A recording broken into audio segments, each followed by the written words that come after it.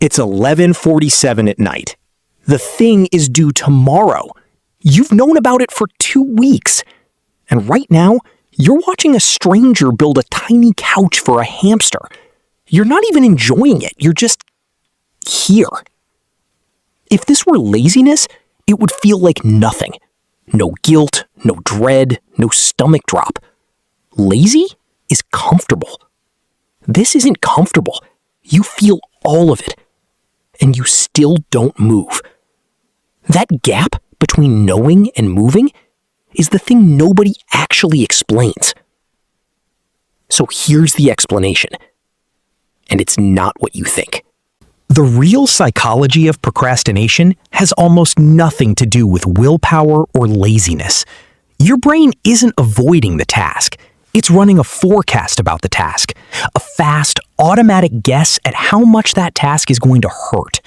Then it acts on the forecast instead of the reality. And here's the trap.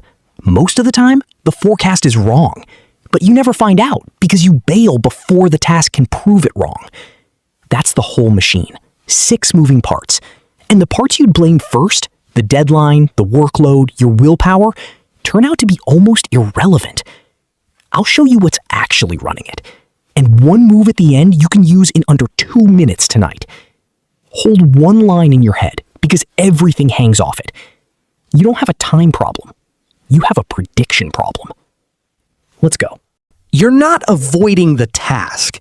You're avoiding the forecast of how it'll feel. Look at what you actually delay. Never the easy stuff. You start that without thinking.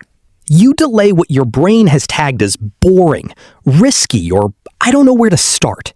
None of those are facts about the task. They're predictions about the feeling.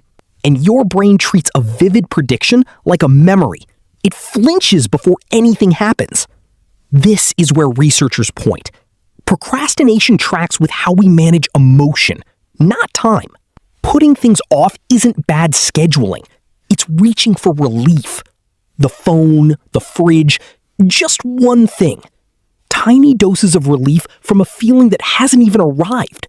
And here's the loop nobody mentions. Every time you bail, your brain logs the dread, but never what the task actually felt like, because you left first. So the forecast never gets corrected. It gets confirmed. You're training the forecaster, getting better at predicting a pain you keep refusing to test. So when you stall, ask, what is my brain predicting? And have I ever checked? Usually the dread is bigger than the task. And the first place that faulty forecast goes to work is your sense of time. Your brain quietly hands the bill to a stranger. Watch what happens when you say, I'll do it tomorrow. Tonight, you relax. The pressure lifts.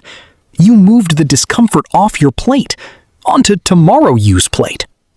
The problem is how little your brain cares about tomorrow you. Hirschfield's research shows something uncomfortable. When you imagine your future self, your brain treats it almost like a stranger. And the wider that gap feels, the more readily you'll shortchange that future self to feel better now. So, I'll do it tomorrow isn't a plan.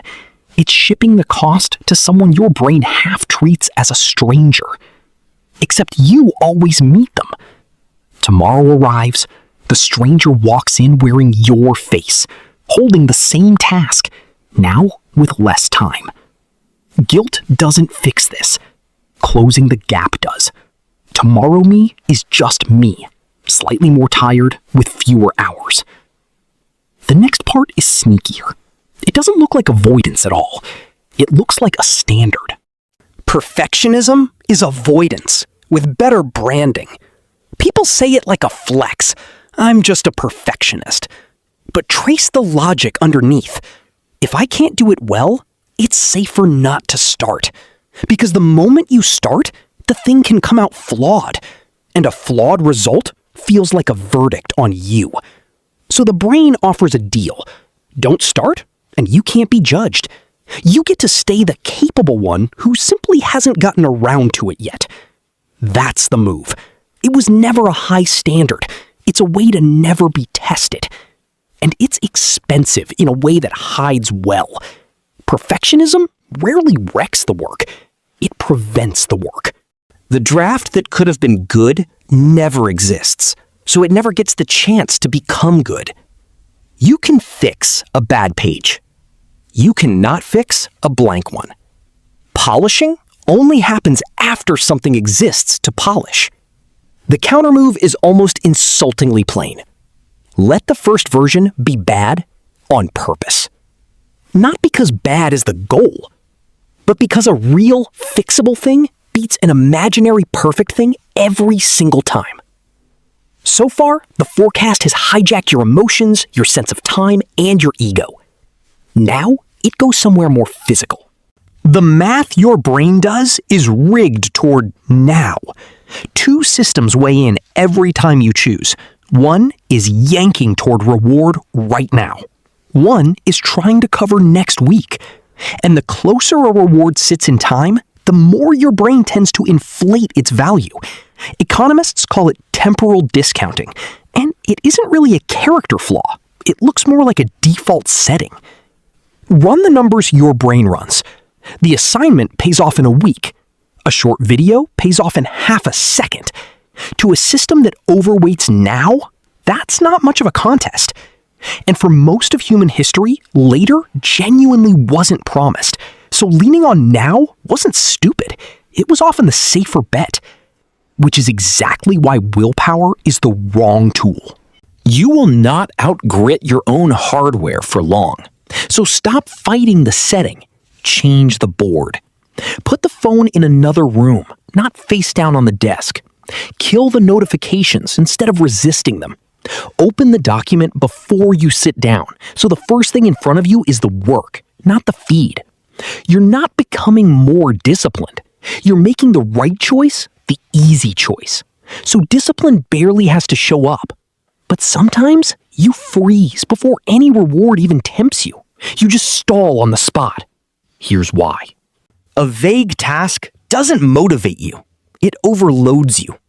When a task is huge or undefined, the brain often doesn't rally. It jams. There's no obvious first move, so it can't compute a starting point. And instead of effort, you get a kind of stuck hum where nothing happens. Write the book, clean the house, build the presentation. Those aren't tasks, they're categories. And the brain can't grab a category, so it does the thing that feels like relief. It waits. And notice where the resistance actually lives. It's usually not the task, it's the transition into the task. The 2-second gap where you put the phone down and pick the work up. That switch is the part that stings. Which is why just start feels impossible, while keep going feels fine 10 minutes in. You're not bad at working. You're stuck at the doorway. So shrink the first step until refusing it would be absurd. Not the book, one paragraph. Not the house, one shelf. Not the presentation. Open the file and name one slide. When the entry point is that small, the resistance has nothing to push against. And usually the tiny step isn't the point. It's the crowbar that pries the rest open. The size of the task was never what stopped you. The size of the first step was. Which leaves the last piece. The one that quietly wastes the most time of all. You're waiting for a feeling that shows up in the wrong order. I'll do it when I'm in the mood. As if motivation is weather that just rolls in on its own. Here's the part that reverses everything. Motivation doesn't come before the action. It tends to come after you start. You've been waiting to feel ready, then move. Your brain often runs it the other way. You move a little, and the wanting catches up. This isn't just a slogan. Therapists use it on purpose. It's called behavioral activation. Take the small action first, let the feeling follow. The people who look relentless aren't running on some fuel you're missing. They've just stopped treating motivation as a prerequisite. So stop negotiating with your mood. Don't commit to the task. Commit to the first 2 minutes. The action is the spark. The motivation is the fire that catches afterward, not the match you've been sitting around waiting for. So look at what this whole thing actually was. Not a flaw in your character, not laziness. Underneath it is a forecasting reflex, a brain predicting pain and steering you away before the pain could ever prove itself real. Your emotions, your sense of time, your ego, your wiring, your overload, your moods, all quietly cooperating to keep you safe by keeping you still. And remember the loop from the very beginning. Every time you avoid, the forecaster only collects the dread, never the counter-evidence, so the bad prediction just gets stronger. That's the trap that holds people for years. The fix isn't to feel guilty about it. Guilt only hands your brain one more thing to want relief from, and the avoiding starts again. So swap "I'm so lazy" for something flatter and truer. This is just a pattern. The second you see it as a pattern instead of an identity, you stop fighting yourself and start standing over the mechanism, watching it run. A loop you can watch is a loop you can interrupt. You won't win every time, but every time you take the first small step through the dread, before the mood shows up, you finally hand the forecaster the one data point it's never had. That the relief was on the other side of starting all along. You stop training the wrong prediction and start correcting it. The forecaster gets to see the tape, and the tape says it was wrong. So, before you click away, run the smallest possible version of everything I just said. One comment. Tell me which of the 6 felt most like you. Just the number, 1 through 6. That tiny step is the entire lesson in motion. And the next pattern your mind is running without telling you, it's right here. I'll meet you in it.